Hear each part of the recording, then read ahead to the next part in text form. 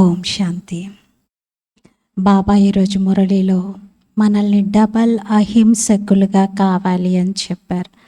మీరు సంతోషం అనుభవం చేసుకోవాలి అనుకుంటే బాబాను జ్ఞాపకం చేయడంతో పాటుగా మీ 84 జన్మల యొక్క చక్రాన్ని తిప్పండి, స్వదర్శన చక్రధారిగా కండి అన్నారు.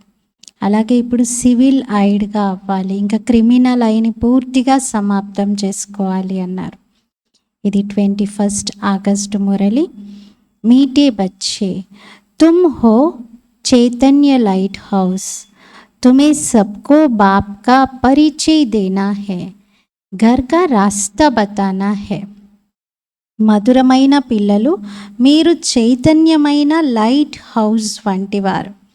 మీరు అందరికీ బాబా పరిచయమును ఇవ్వాలి, ఇంటి దారిని చూపించాలి. మనం చైతన్యమైన లైట్ హౌస్ అంటే అక్కడైతే లైట్ హౌస్ ఒక దగ్గర స్థిరంగా ఉంటుంది, తిరగదు. కానీ మనం చైతన్యమైన లైట్ హౌస్, నడుస్తూ తిరుగుతూ అందరికీ దారి చూపించేవారిని. నార్మల్ లైట్ హౌస్లు ఎక్కడ ఉంటాయి? సముద్ర తీరంలో ఒక దగ్గర స్థిరంగా ఒక 10, 15, 20 అంతస్తుల ఎత్తులో ఉంటాయి. ఆ లైట్ సముద్రంలో ప్రయాణిస్తున్నటువంటి నౌకలకు చాలా చక్కగా దారిని చూపిస్తుంది. వాళ్ళు తీరానికి చేరడానికి అవి దారి చూపిస్తాయి. మనము అందరికీ నడుస్తూ తిరుగుతూ బాబా యొక్క పరిచయాన్ని ఇవ్వాలి, అందరికీ పరంధామం ఇంటి యొక్క దారిని చూపించే లైట్ హౌస్గా అవ్వాలి. ప్రశ్న, आगे चलकर कौन सा डायरेक्शन और किस विधि से अनेक आत्माओं को मिलने वाला है? మున్ముందు వెళ్తే ఎలాంటి డైరెక్షన్ మరియు ఏ విధితో అనేక ఆత్మలకు లభించేది ఉంది? మున్ముందు ఎలాంటి డైరెక్షన్, ఏ విధితో అనేక ఆత్మలకు లభించేది ఉంది? జవాబు, आगे चलकर बहुतों को ये डायरेक्शन मिलेगा कि तुम ब्रह्मा कुमार कुमारियों के पास जाओ. ముందు ముందు అందరికీ ఈ డైరెక్షన్ లభిస్తుంది, మీరు బ్రహ్మ కుమార్ కుమారీల వద్దకు వెళ్ళండి అని. తో తుమ్కో ఏ వైకుంఠ కా ప్రిన్స్ బన్నే కా జ్ఞాన్ దేంగే, అప్పుడు మీకు వైకుంఠానికి యజమానిగా అయ్యే జ్ఞానాన్ని వీరు ఇస్తారు అని. ఏ ఇషారా ఉనోంకో బ్రహ్మకే సాక్షాత్కార్ సే మిలేగా, ఈ సూచన వారికి బ్రహ్మ సాక్షాత్కారం ద్వారా జరుగుతుంది. అంటే బ్రహ్మ సాక్షాత్కారం కలిగి వాళ్ళు బ్రహ్మ బాబానే వారిని ఇక్కడికి వెళ్ళండి, ఫలానా చోట ఉంది, ఫలానా అడ్రస్లో మీరు వెళ్ళండి, వారిని కలవండి అని చెప్పినట్టుగా వారికి అనిపిస్తుంది. అక్సర్ కర్కే బ్రహ్మ और శ్రీకృష్ణ का ही సాక్షాత్కార్ होता है. ఎక్కువ శాతం చూస్తే బ్రహ్మ మరియు శ్రీకృష్ణుని సాక్షాత్కారమే జరుగుతుంది. जैसे आदि में साक्षात्कार का पाठ चला, ऐसे ही अंत में भी चलने वाला है. ఏ విధంగా ఆదిలో సాక్షాత్కారం యొక్క పాత్ర నడిచింది, అలాగే అంతిమంలో కూడా నడిచేది ఉంది అంటున్నారు. యజ్ఞం యొక్క స్థాపనలో బాబా పిల్లలందరికీ సాక్షాత్కారాలు బాగా చేయించారు. ఇప్పుడు అంతిమంలో కూడా మళ్ళీ జరుగుతాయి అని చెప్తున్నారు. కాబట్టి అందరికీ బ్రహ్మ కుమారీస్ వద్దకు వెళ్ళండి అనే డైరెక్షన్ లభిస్తుంది. ఓం శాంతి. ఆత్మిక తండ్రి ఆత్మిక పిల్లల్ని అడుగుతూ ఉన్నారు. అందరినైతే అడగలేరు కదా, నలిని బిడ్డను బాబా అడుగుతున్నారు. అంటే నలిని వచ్చి మిమ్మల్ని నేను అడుగుతున్నానని బాబా చెప్తున్నారు. ఇక్కడ ఏం చేస్తున్నావు, ఎవరి స్మృతిలో కూర్చున్నావు? తండ్రి స్మృతిలో అని పిల్లలు జవాబిస్తున్నారు. కేవలం బాబా స్మృతిలోనే కూర్చున్నావా, లేక ఇంకేవైనా కూడా గుర్తొస్తున్నాయా? బాబా స్మృతి ద్వారానైతే వికర్మలు వినాశనం అవుతాయి. మరి ఇంకెవరినో జ్ఞాపకం చేస్తూ కూర్చుంటే వికర్మలు తయారవుతాయి. మరి ఇంకేం స్మృతి చేస్తున్నావు? ఇలా బాబా అడుగుతున్నారు. ఇది బుద్ధి పని కదా. ఆత్మలమైన మనము ఇప్పుడిక ఇంటికి వెళ్ళాలి, కావున ఇంటిని కూడా స్మృతి చేస్తూ ఉండాలి. అచ్చా, ఇంకేం చేయాలి? బాబాని జ్ఞాపకం చేయాలి, ఇంటిని జ్ఞాపకం చేయాలి, ఇంకేం చేయాలి? ఇంట్లోకి వెళ్ళి కూర్చుండిపోవాలా? విష్ణువుకు స్వదర్శన చక్రాన్ని చూపిస్తారు కదా, దాని అర్థాన్ని కూడా బాబా ఇప్పుడు పిల్లలకి వివరించారు. స్వ అనగా స్వదర్శన చక్రంలో స్వ అనగా ఆత్మకు 84 జన్మల చక్రం యొక్క దర్శనం జరిగింది అని అర్థం. స్వదర్శనం. కావున ఆ చక్రాన్ని కూడా తిప్పవలసి ఉంటుంది, స్వదర్శనం కూడా చేయాలి. ఆత్మ తన 84 జన్మల చక్రం యొక్క దర్శనం చేసుకోవాలి.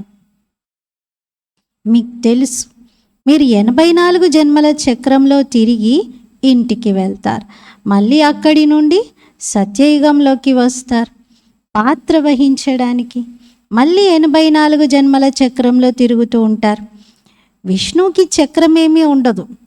విష్ణువైతే సత్యయుగం యొక్క దేవత. విష్ణుపురి అని అన్నా, లేక లక్ష్మీనారాయణపురి అని అన్నా, లేక స్వర్గం అని అన్నా ఒకటే. 3 వేర్వేరు పేర్లు, కానీ ఉన్నది అక్కడ ఒకటే. స్వర్గంలో లక్ష్మీనారాయణల రాజ్యం ఉండేది. రాధాకృష్ణుల రాజ్యము అని అంటే అది కొంచెం పొరపాటు చేసినట్లే. ఎందుకంటే రాధాకృష్ణులు ఇద్దరు వేరువేరు రాజధానులకు చెందినటువంటి రాజకుమారీలు. వివాహం అయితే జరగలేదు. అప్పుడే జరిగిన తర్వాత వారిని లక్ష్మీనారాయణులు అని అంటారు. అందుకే లక్ష్మీనారాయణల రాజ్యం అనడమే కరెక్ట్. మరి రాధాకృష్ణులైతే వేరువేరు రాజధానులకు చెందిన యువరాజు యువరాణి. రాజ్యానికి యజమానులుగానైతే స్వయంవరం తర్వాతనే అవుతారు కదా. కావున విష్ణువుకి ఏదైతే చక్రాన్ని ఇచ్చారో వాస్తవంగా ఆ చక్రం మీదే, ఇంకెవరిదో కాదు. ఆ చక్రం మీదే అంటున్నారు. కావున ఇక్కడ ఎప్పుడైతే మీరు కూర్చుంటారో అప్పుడు కేవలం సైలెన్స్లో శాంతిగా కూర్చోవడమే కాదు, బాబా ఇచ్చేటువంటి వారసత్వాన్ని కూడా గుర్తు తెచ్చుకోవాలి. అందుకే చక్రం ఉంది. బాబా అంటారు, మీరు లైట్ హౌస్గా ఉన్నారు. మాట్లాడుతూ తిరుగుతూ ఉన్నటువంటి లైట్ హౌస్లు. ఒక కంటిలో శాంతిధామం, మరొక కంటిలో సుఖధామం ఉంది. ఈ రెండిటిని స్మృతి చేయవలసి ఉంటుంది. స్మృతితోనే పాపాలు దగ్ధమవుతాయి, జన్మ జన్మల పాపాలు సమాప్తమవుతాయి. పరంధామం ఇంటిని జ్ఞాపకం చేయడం ద్వారా ఇంటికి వెళ్తారు. మళ్ళీ చక్రాన్ని కూడా జ్ఞాపకం చేయాలి. ఎందుకంటే ఇంటిలోనే ఉండిపోయేది లేదు కదా. ఇంటి నుండి మళ్ళీ ఎక్కడికి రాబోయేది ఉంది? రాజధానిలోకి. అందుకని ఈ మొత్తం చక్రాన్ని మీరు జ్ఞాపకం చేయండి అని బాబా అంటున్నారు. ఇప్పుడు ఈ మృత్యులోకంలో ఇది మన అంతిమ జన్మ. కొత్త ప్రపంచాన్ని అమరలోకం అని అంటారు. అమరులు అనగా మీరు సదా జీవిస్తూనే ఉంటారు, మీరు ఎప్పుడు మరణించరు. ఇక్కడైతే కూర్చుంటూ ఉన్న చోటనే అకస్మాత్తుగా మృత్యు సంభవిస్తుంది, రోగాలు వస్తాయి. అక్కడ మరణిస్తామనే భయమే ఉండదు, ఎందుకంటే అది అమరలోకం. మీరు వృద్ధులైనా కానీ మేము వెళ్ళి మళ్ళీ గర్భంలో ప్రవేశిస్తాము అని సంతోషంతో ఆ జ్ఞానంతో ఉంటారు తప్ప బాధపడరు. ఇప్పుడు గర్భ జైల్లోకి వెళ్తారు. అక్కడైతే గర్భ మెహల్ ఉంటుంది, ఇక్కడ గర్భ మెహల్. ఇక్కడ గర్భ మెహల్ లేదు. సత్యుగంలో గర్భ మెహల్, ఇక్కడ ఈ ప్రపంచంలో కలియుగంలో మాత్రం గర్భం జైలుగా ఉంది. అక్కడ శిక్షలు అనుభవించాల్సి వచ్చేందుకు పాపాలు ఏమైనా జరుగుతాయా? శిక్షలేం పొందరు కదా, పాపాలే చేయరు అసలు. అందుకని గర్భం కూడా మెహల్గా ఉంటుంది. ఇక్కడైతే పాపాలు చేస్తారు. ఆ కారణంగా శిక్షలు అనుభవించి గర్భం నుండి బయటకు వస్తారు. ఎందుకంటే అన్ని పాపాలు అందరికీ తెలియవు, బయటపడవు. కొందరి పాపాలు అసలు ఎంత వెలికి తీద్దామన్నా కూడా కనబడవు. లోపల ఆ పాపాల యొక్క శిక్షను వాళ్ళు గుప్తంగా అయినా గర్భం లోపల ఉండైనా అనుభవించాల్సిందే. చేసిన తప్పులనైతే ఎవరు దాటించుకోలేరు కదా. బయటికి తెలియకుండా జాగ్రత్త పడగలుగుతారు, దాచిపెట్టగలుగుతారు, కానీ తప్పించుకోలేరు. దాచిపెట్టడం ఏముంది? చేసి పాపాన్ని ఎంతోమంది తప్పించుకొని తిరుగుతున్నారు, కానీ కర్మలు విడిచిపెట్టవు కదా. గర్భంలో అయినా శిక్ష పడుతుంది. ఇది పాపాత్ముల ప్రపంచం. ఇక్కడైతే కేవలం దుఃఖమే ఉంటుంది, అక్కడ దుఃఖం అనే మాటే ఉండదు. కావున ఒక కంటిలో శాంతిధామం, ఇంకొక కంటిలో సుఖధామాన్ని పెట్టుకోవాలి. మీరు జన్మ జన్మాంతరాల నుండి జపతపాదులు ఎన్నో చేస్తూ వచ్చారు, కానీ జ్ఞానం లేదు. అది భక్తి. భక్తిలో చేశారు అవన్నీ, కానీ జ్ఞానం లేదు ఆ సమయంలో. అందులో మీరు ఈ విధంగా సతోప్రధానంగా అవుతారు అన్న యుక్తి కూడా మీకేమీ దొరకలేదు. ఆ సమయంలో ఎవరు మనకి ఇలాంటి డైరెక్షన్స్ ఇవ్వలేదు. అది ఎవరికీ తెలియదు. కేవలం శ్రీకృష్ణ భగవాను వాచ ఇలా రాసేశారు. దేహ సహితంగా దేహం యొక్క అన్ని సంబంధాలు మరిచి నన్ను జ్ఞాపకం చెయ్యి అని చెప్పినట్టుగా ఇది వింటారు. కానీ గీతలోని ఈ పదాలు వీటిని చదివి వినిపిస్తారే తప్ప ఆచరణలో పెట్టలేరు. ఎందుకంటే గీతా జ్ఞానదాత అని ఎవరినైతే చెప్తున్నారో శ్రీకృష్ణుడు అని, మరి వారికి కూడా దేహం ఉంది కదా. ఇది వాస్తవంగా నిరాకారుడైన విదేహి అయిన పరమాత్ముడు చెప్పగలిగేటువంటి విషయం. వారే ఈ ఆదేశాన్ని ఇవ్వగలుగుతారు. కేవలం భగవంతుడు పతితులను పావనులుగా చేయడానికి వచ్చినప్పుడు ఇలా చెప్పి వెళ్ళారు అని అంటారు.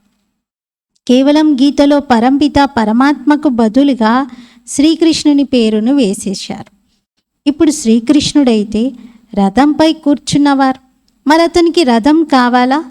అతను స్వయమే దేహదారి. శ్రీకృష్ణుడి పేరు ఎవరు పెట్టారు?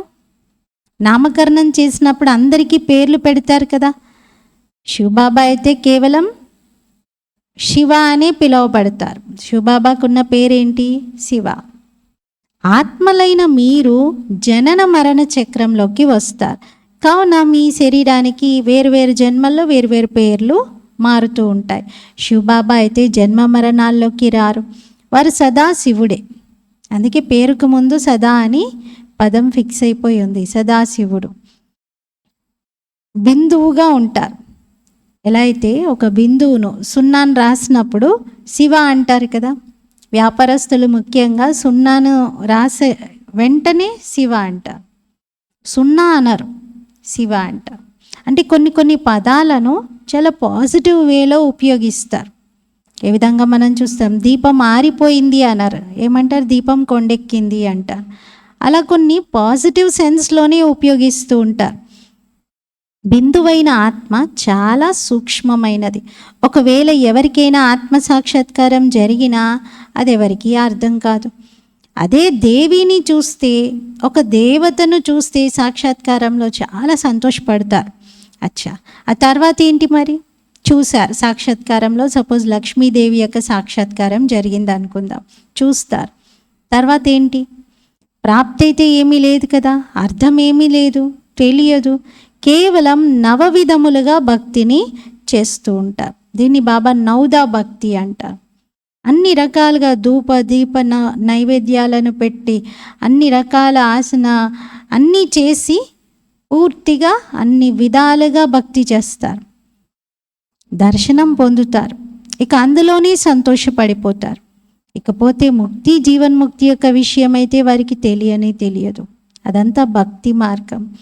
ఇది ఇక్కడ జ్ఞాన మార్గం. ఇక్కడ చాలా వరకు బ్రహ్మ యొక్క సాక్షాత్కారం జరుగుతుంది, ఆ తర్వాత శ్రీకృష్ణుడిది. ఈ బ్రహ్మ వద్దకు వెళ్ళినట్లయితే మీరు కృష్ణపురిలోకి లేక వైకుంఠానికి వెళ్ళగలుగుతారు అని సాక్షాత్కారంలో వాళ్ళకి చెప్పబడుతుంది. సాక్షాత్కారం జరగగానే ఒక అన్నోన్ వాయిస్ కూడా వాళ్ళకి వినబడుతూ ఉంటుంది, మీరు ఇక్కడికి వెళ్ళండి, ఇతడి దగ్గరికి వెళ్ళండి, ఫలానా చోటికి వెళ్ళండి అని. లక్ష్మీనారాయణల సాక్షాత్కారం కూడా జరిగే అవకాశం ఉంది. సాక్షాత్కారం జరిగిందంటే ఇక సద్గతి లభించింది అని మాత్రం కాదు, కేవలం ఒక దృశ్యం కనబడింది అంతే. సాక్షాత్తు అలా తయారవ్వడానికి మళ్ళీ సాధన చేయాల్సిందే. ఇది కేవలం ఇక్కడికి వెళ్ళండి అని సూచన మాత్రమే లభిస్తుంది. దాంతో మున్ముందు ఎంతోమందికి సాక్షాత్కారం జరుగుతుంది, డైరెక్షన్ లభిస్తుంది. మీ త్రిమూర్తి చిత్రం కూడా వార్తాపత్రికల్లోకి వస్తుంది, బ్రహ్మకుమారిల పేరు కూడా వస్తుంది. కావున బ్రహ్మ సాక్షాత్కారమే జరుగుతుంది. ఇతని వద్దకు వెళ్ళడం ద్వారా మీకు వైకుంఠ యువరాజుగా అయ్యే జ్ఞానం లభిస్తుంది అని మెసేజ్ కూడా వెళ్తుంది. అర్జునుడికి విష్ణువు మరియు వినాశనం రెండిటి సాక్షాత్కారం జరిగినట్లుగా ఇది కూడా జరుగుతుంది. అర్జునుడు ఎవరిక్కడ? బ్రహ్మబాబాకి విష్ణు సాక్షాత్కారము జరిగింది, వినాశన సాక్షాత్కారము జరిగింది. అందుకే అక్కడ కురుక్షేత్రంలో ఉన్నప్పుడు అర్జునుడికి విష్ణుమూర్తిగాను శ్రీకృష్ణుడు దర్శనం ఇచ్చినట్లు, తర్వాత మహావినాశనం యొక్క ఒక దృశ్యాన్ని కూడా అలా ఆ భయంకరమైనటువంటి విరాట రూపం యొక్క సాక్షాత్కారంలో చూపించినట్టుగా చెప్తారు. బాబా అంటారు, మీరు కమల పుష్ప సమానంగా అవ్వాలి, కానీ మీరు స్థిరంగా ఉండరే. స్థితి మారుతూ ఉంది పిల్లలది. ఒకేసారి పూర్తి ఏకరసంగా ఉంటే ఉంటారు, తర్వాత పూర్తిగా డిస్టర్బ్ అవుతారు, పూర్తిగా డౌన్ అయిపోతారు. ఒకసారి స్వదర్శన చక్రధారిగా అవుతే ఒకసారి పరదర్శన చక్రధారిగా అవుతారు. అందుకే అలంకారాలను విష్ణువుకు ఇచ్చేశారు. లేకపోతే దేవతలకు శంఖం మొదలైనటువంటి వాటి అవసరం ఉందా? నోటితో వినిపించడాన్ని శంఖధ్వని అని అంటారు. కమలం యొక్క రహస్యాన్ని కూడా బాబా అర్థం చేయిస్తారు. బ్రాహ్మణులైన మీరు ఈ సమయంలో కమల పుష్ప సమానంగా అవ్వాలి. గద పంచవికారాల రూపీ మాయను జయించడానికి సంబంధించినది. బాబా ఉపాయాన్ని తెలియజేస్తున్నారు. నన్నొక్కరినే స్మృతి చేసినట్లయితే మీ వికర్మలు వినాశనం అవుతాయి. శ్రీమతంపై నడుస్తూ పతిత పావనుడైన తండ్రిని స్మృతి చేయండి. ఒక్క తండ్రి తప్ప పతిత పావనులు ఇంకెవరూ లేరు. బాబా అంటారు, నన్ను అసలు ఎందుకు పిలుస్తారంటే మమ్మల్ని అందరినీ ఈ శరీరం నుండి విడిపించి పావన ప్రపంచానికి తీసుకెళ్ళండి అని పిలుస్తూ ఉంటారు. అంటే ఏదో పర్పస్ ఉంది, ఊరికే పిలవట్లేదు, గౌరవంగా పిలవట్లేదు. మీ అవసరం మేరకు మీరు నన్ను పిలుస్తున్నారు అంటున్నారు బాబా. కావున బాబా వచ్చి ఆత్మలందరినీ పతితుల నుండి పావనంగా తయారు చేస్తారు. ఎందుకంటే అపవిత్రమైన ఆత్మలైతే ఇంటికి వెళ్ళలేవు కదా. ఇంటికే కాదు, స్వర్గానికి కూడా వెళ్ళలేవు. అందుకే బాబా అంటారు, పవిత్రంగా అవ్వాలనుకుంటే నన్ను స్మృతి చేయండి. స్మృతితోనే మీ పాపాలు అంతమవుతూ ఉంటాయి. నేను ఈ గ్యారెంటీని ఇస్తున్నాను. షూ బాబా ఇచ్చే గ్యారెంటీ, ఆర్డినరీ గ్యారెంటీ కాదు, ఇది భగవంతుడు ఇచ్చే గ్యారెంటీ. అసలు భగవంతుడి మాటే గ్యారెంటీ.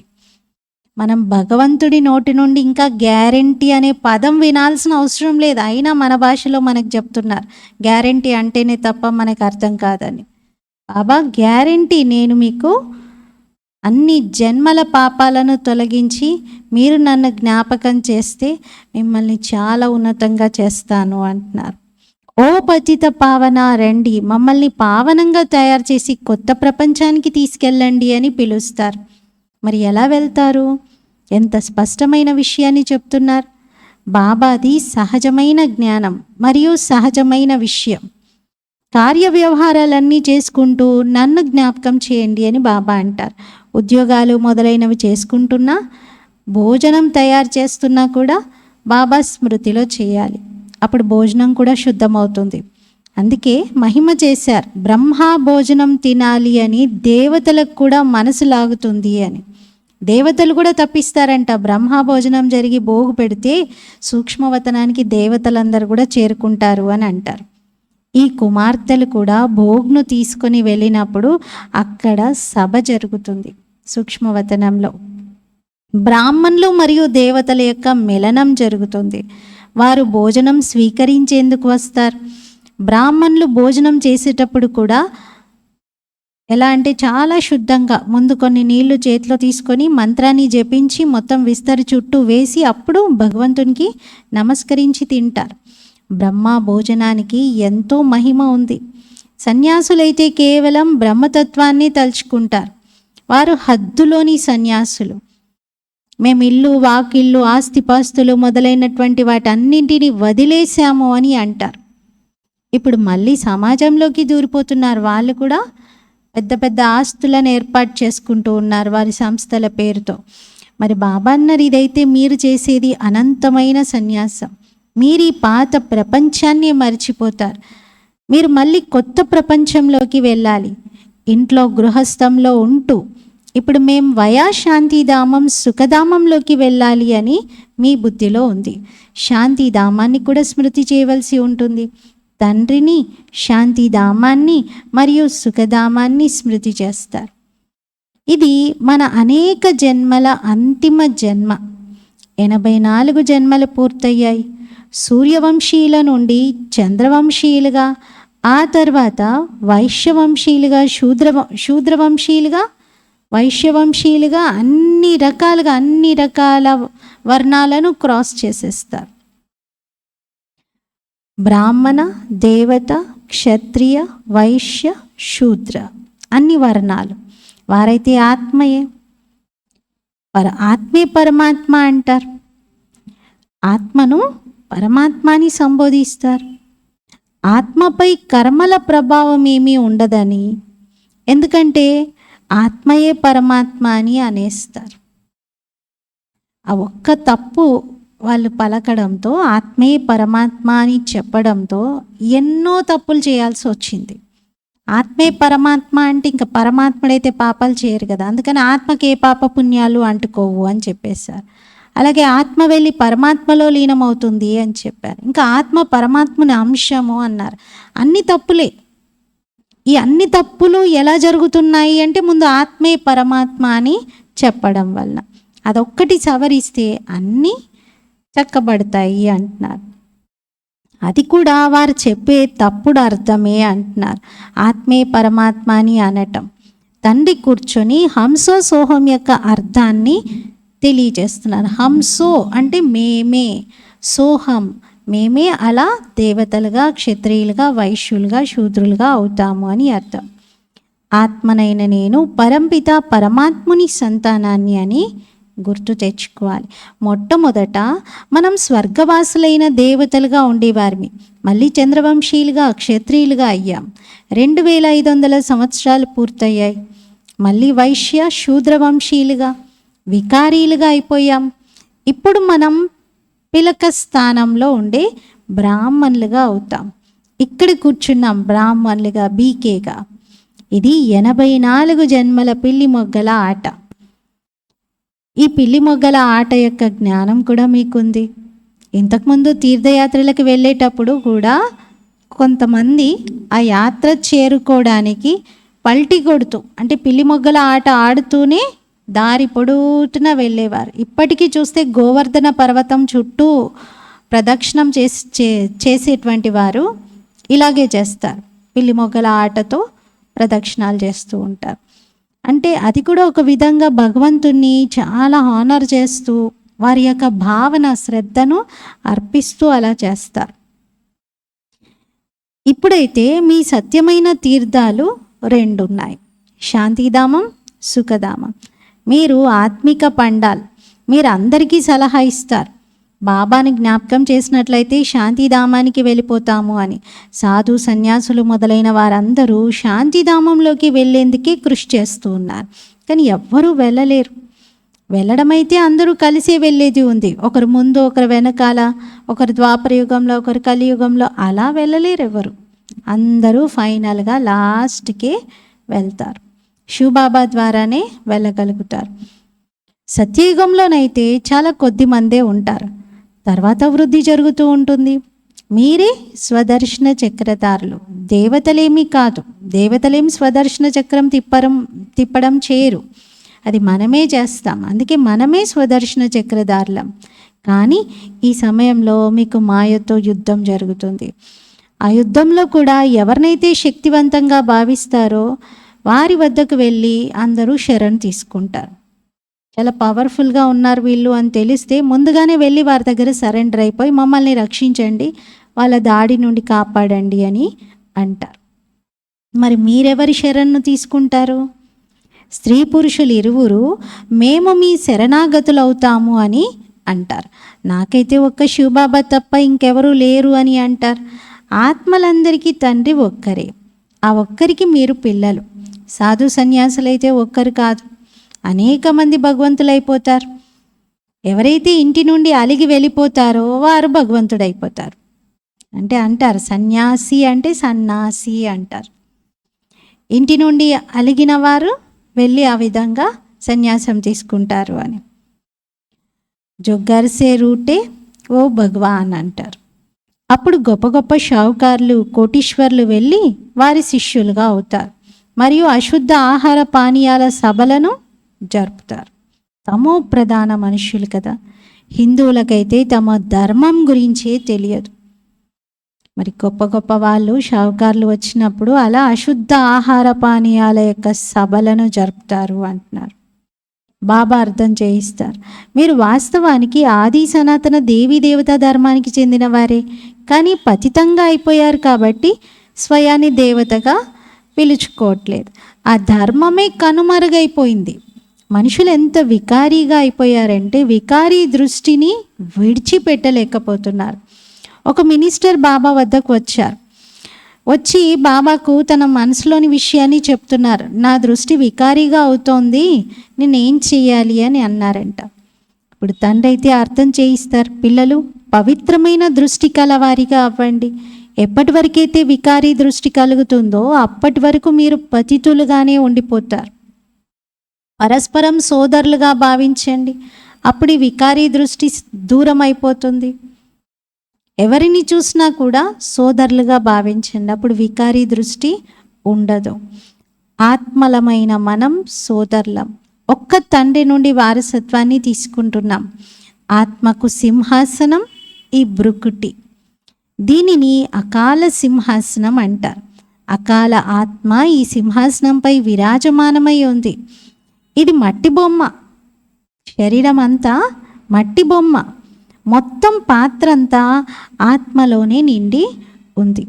బాబా అంటారు, నేను పిల్లలైన మీకు వారసత్వాన్ని ఇవ్వడానికి 5000 సంవత్సరాలకు ఒకసారి వస్తాను.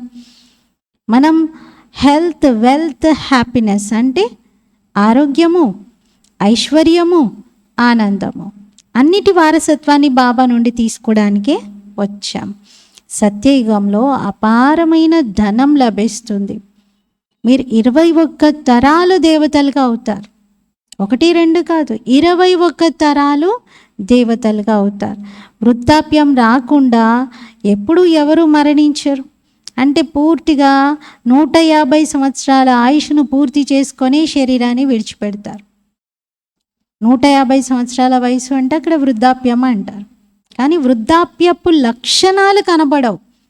జుట్టంతా తెల్లబడిపోవడం, చర్మం అంతా ముడతలు పడిపోవటం, చూపు మందగించిపోవటం, మాట సరిగా రాకపోవడం, తిన్నది అరగకపోవటం, పళ్ళన్నీ ఊడిపోవటం, ఈ వృద్ధాప్యపు లక్షణాలు ఏమీ ఉండవు. దేవతలు ఎప్పుడు నిత్య యవ్వనంగానే ఉంటారు, ఎప్పుడు యంగ్గానే ఉంటారు. 150 years ఏజ్లో చివరి సమయంలో కూడా శరీరం విడిచిపెట్టేటప్పుడు కూడా ఆరోగ్యంగానే ఉంటారు. సహజంగా శరీరాన్ని విడిచిపెడతారు. ఇక్కడైతే కూర్చుంటూ అకస్మాత్తుగా మరణిస్తారు. అసలు వాళ్ళ ఏజ్ ఏంటి, 20 years కూడా రాలేదు, హార్ట్ అటాక్ వచ్చి చనిపోవడం. 16 years అమ్మాయి హార్ట్ అటాక్ వచ్చి చనిపోవడం. 25 ఏళ్ళ అబ్బాయి హార్ట్ అటాక్ వచ్చి చనిపోవడం. కూర్చున్న చోట ఏ కారణం లేదు, ఏ జబ్బు లేదు, అంతకుముందు ఏమీ ఇండికేషన్స్ లేవు, కొంచెం గెస్ చేయడానికి కూడా లేదు, ఆల్ ఆఫ్ ఎ సడన్ వెళ్ళిపోవడం. ఇలా ఎన్నో సంఘటనల్ని చూస్తూ ఉన్నారు. గర్భం లోపల కూడా మరణిస్తారు. అక్కడైతే దుఃఖం అన్న మాటే ఉండదు. దానిని సుఖధామం, రామరాజ్యం అని అంటారు. ఇది దుఃఖధామం, రావణ రాజ్యం. సత్యుగంలో అయితే రావణుడే ఉండడు. ఈ 84 జన్మల చక్రం యొక్క నాలెడ్జ్ మీ బుద్ధిలో గుర్తుంది. ఎంతో సంతోషం కలుగుతుంది మీకు. మనం కొత్త విశ్వానికి అనగా సత్యయుగానికి యజమానులుగా అవుతున్నామని మీకు తెలుసు. గీతలో కూడా భగవాను వాచ అని ఉంది కదా. ఓ పిల్లలు, భగవంతుడు చెప్పారు, ఓ పిల్లలు, దేహ సహితంగా దేహపు సర్వ సంబంధాలను వదలండి, స్వయాన్ని ఆత్మగా భావిస్తూ నన్నొక్కరినే స్మృతి చేయండి. మీ సత్యమైన ఖుదా దోస్తుని నేనే మీ ఖుదా దోస్తుని అని అంటున్నారు. మరి భగవంతుడే కదా సత్యమైన ఖుదా దోస్త్. అల్లా అవల్దీన్ యొక్క కథను కూడా చెప్తారు. హాతం తాయి నాటకాన్ని కూడా వినిపిస్తూ ఉంటారు. అవన్నీ ఈ సమయంలో సంగమయుగానికి చెందినవే. ఇప్పుడు పిల్లలు తక్కువ మంది పుట్టాలి అని మనుషులు ప్లాన్స్ చేస్తూ ఉంటారు. ఎంత తల బాదుకుంటూ ఉంటారు. చాలా పెద్ద ఇష్యూ అయిపోతుంది. పాపులేషన్ రోజు రోజుకి పెరుగుతూనే ఉండడంతో అనంతమైన తండ్రి జనాభా సంఖ్యను ఎంతగా తగ్గించేస్తున్నారు చూడండి. మనుషులైతే అసలు అందులో బాబా తగ్గించిన దాంట్లో ఒక 10%, ఒక 100% రైస్ చేసినా కూడా అంత కూడా తగ్గించలేరు. బాబా ఏంటి, ఇప్పుడున్న 800 కోట్ల మంది ఆత్మలలో 9 లక్షలకి తగ్గిస్తున్నారు. మనుషులు అంత తగ్గించగలుగుతారా? 800 కోట్లను 8 కోట్లు కూడా చేయలేరు. 100 కోట్లు కూడా చేయలేరు. మనుషుల వలన అవ్వదు అసలు. ఈ జనాభా ఇలా పెరుగుతూనే ఉంటుంది. ఇది బాబా మాత్రమే చేయగలుగుతారు. ఇన్ని కోట్ల మంది మనుష్యులు అక్కడ ఉండనే ఉండరు. అందరూ ముక్తిధామంలోకి, శాంతిధామంలోకి వెళ్ళిపోతారు. ఇదే అద్భుతమైన విషయం కదా. ఒక్క దేవీ దేవతా ధర్మం యొక్క పునాదిని వేసి మిగిలిన వాటన్నింటినీ వినాశనం చేసేస్తారు. 84 జన్మల చక్రం గురించి మీరు మంచి రీతిగా బుద్ధిలో పెట్టుకోవాలి. ఇది స్వదర్శన చక్రం. అంతేకాని ఈ చక్రంతో ఎవరి శిరస్సునో ఖండించేది మాత్రం లేదు. శాస్త్రాల్లో శ్రీకృష్ణుని గురించి హింసాయుతమైనటువంటి విషయాలను రాసేశారు. అందరినీ స్వదర్శన చక్రంతో హతమార్చారు అని చెప్తారు. ఇది కూడా గ్లానియే కదా. 99 తప్పులు క్షమించాడు, కానీ 100వ తప్పు చేయడంతో అప్పుడు ఇంకా శిక్షించాడు అని అంటారు. కానీ బాబా అన్నారు, అలా అయితే అలా స్వదర్శన చక్రంతో ఎవరి శిరస్సును ఖండించడం చేయరు. దేవతలు డబల్ అహింసకులు. మీరిప్పుడు డబల్ అహింసకులుగా అవుతారు. కామ ఖడ్గాన్ని ఉపయోగించడం ఇది కూడా హింసయే. స్థూలమైన హింస చనిపోవడమే కాదు, కామ వికారంతో ఇతరులపైన దాడి చేయడము ఇది కూడా హింసయే. దేవతలను పవిత్రులు అని అంటారు. యోగ బలంతో విశ్వాధిపతులుగా అవ్వగలిగినప్పుడు మరి యోగ బలంతో సంతానానికి జన్మనివ్వలేరా? మొత్తం విశ్వం పైన రాజ్యం చేయగలిగినప్పుడు యోగ బలంతో సంతానానికి జన్మనివ్వడం ఏముంది? ఇప్పుడు కొడుకు పుట్టబోతున్నాడు అని ముందుగానే సాక్షాత్కారం అవుతుంది. సత్యయుగం విషయం. బాబా అయితే ఇప్పుడిక ఈ పాత శరీరాన్ని వదులుతాను మరియు నోట్లో బంగారు చెంచా ఉంటుంది అని భావిస్తారు. బ్రహ్మ బాబా ఎన్నోసార్లు బాలకృష్ణుని యొక్క చిత్రాన్ని చూస్తూ చాలా సంతోషపడిపోతూ, ఇంకా నేను ఈ వృద్ధ శరీరాన్ని విడిచిపెడతాను, మళ్ళీ ఇలా చిన్న బాలుడిగా పాకుతూ అంబాడుతూ ఉండేటువంటి కృష్ణుడిగా అవుతాను అని సంతోషపడిపోయేవారు. ఇంకా గోల్డెన్ స్పూన్ ఇన్ మౌత్ ఉంటుంది అని అనేవారు. పేద ప్రజలు కూడా కావాలి కదా. అక్కడ దుఃఖం యొక్క విషయం ఏది ఉండనే ఉండదు. ప్రజల వద్ద అంతటి ధనము సంపద ఏమీ ఉండదు, సుఖానికి కొరత ఉండదు. కానీ స్థూలమైనటువంటి సంపదల విషయానికి వస్తే రాజులకున్నంత ప్రజల వద్ద అయితే ఉండదు కదా. రాజుల దగ్గర, రాణుల దగ్గర, షావుకార్ల వద్ద చాలా ఎక్కువగా ఉంటుంది. ఎందుకంటే అక్కడ అన్ని రకాల వారు కావాలి. ఆయుష్ అయితే అందరికీ సేమ్. రాజులకు కొంచెం ఎక్కువ ఆయుష్, పేద ప్రజలకు తక్కువ ఆయుష్ అలా ఏమీ ఉండదు. ఆయుష్ అందరికీ ఈక్వల్గా ఉంటుంది. కాకపోతే అక్కడ లభించేటువంటి సిరి సంపదలు స్థూలమైనటువంటివి, మెహల్ కానీ ఏరియా కానీ వాటిల్లో కొంచెం తేడా ఉంటుంది అంతే. अच्छा, मीठे मीठे सिकीलते बच्चों प्रति माता पिता बाप दादा का याद प्यार और गुड मॉर्निंग। रूहानी बाप की रूहानी बच्चों को नमस्ते। हम रूहानी बच्चों की रूहानी बाप दादा को याद प्यार गुड मॉर्निंग और नमस्ते। मेरा बाबा मीठा बाबा प्यारा बाबा शुक्रिया बाबा। ధారణ కోసం ముఖ్య సారము. ఫస్ట్ పాయింట్, బాబా స్మృతికి తోడుగా సంతోషంగా ఉండటానికి 84 జన్మల చక్రాన్ని కూడా జ్ఞాపకం చేయాలి. స్మృతితో పాటుగా సంతోషంగా ఉండడానికి స్వదర్శన చక్రాన్ని తిప్పాలి. స్వదర్శన చక్రాన్ని తిప్పాలి. ఖుదా భగవంతుడిని తన సత్యమైన మిత్రునిగా చేసుకోవాలి. స్మృతితో పాటుగా 84 జన్మల చక్రాన్ని జ్ఞాపకం చేయాలి. అంటే స్వదర్శన చక్రాన్ని తిప్పాలి. బాబాను తన బెస్ట్ ఫ్రెండ్గా, సత్యమైనటువంటి ట్రూ ఫ్రెండ్గా తయారు చేసుకోవాలి. సెకండ్ పాయింట్, డబల్ అహింసకులుగా అవటానికి క్రిమినల్ ఐని పరివర్తన చేసుకొని సివిల్ ఐడ్గా అవ్వాలి. మనం ఆత్మలం, సోదరులం. ఈ అభ్యాసం బాగా చేయాలి. బాబా మినిస్టర్కి కూడా ఇదే చెప్పారు. మీరు ఆత్మ బాయిగా భావించండి, అప్పుడు మీ వికారీ దృష్టి సమాప్తం అయిపోతుంది అని. ఇలా ఫస్ట్ పాయింట్లో బాబా స్వదర్శన చక్రాన్ని గుర్తు చేయిస్తున్నారు. సెకండ్ పాయింట్లో ప్యూరిటీ, డబల్ అహింసకులుగా కండి, ఏ హింస ఉండకూడదు అని. वरदान। सर्वशक्तिमान बाप को कंबाइंड रूप में साथ रखने वाले सफलतामूर्त भव। సర్వశక్తివంతుడైన తండ్రిని కంబైన్డ్ రూపంలో తోడుంచుకునేటువంటి సఫలతామూర్తి భవ. సర్వశక్తివంతుడైన బాబాను కంబైన్డ్ రూపంలో తోడుంచుకునేటువంటి సఫలతామూర్తి భవ.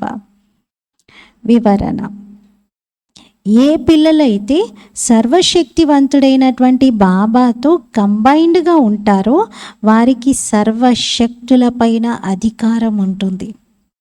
మరియు ఎక్కడైతే సర్వశక్తులు ఉంటాయో అక్కడ సఫలత లేకపోవడం అనేది అసంభవం.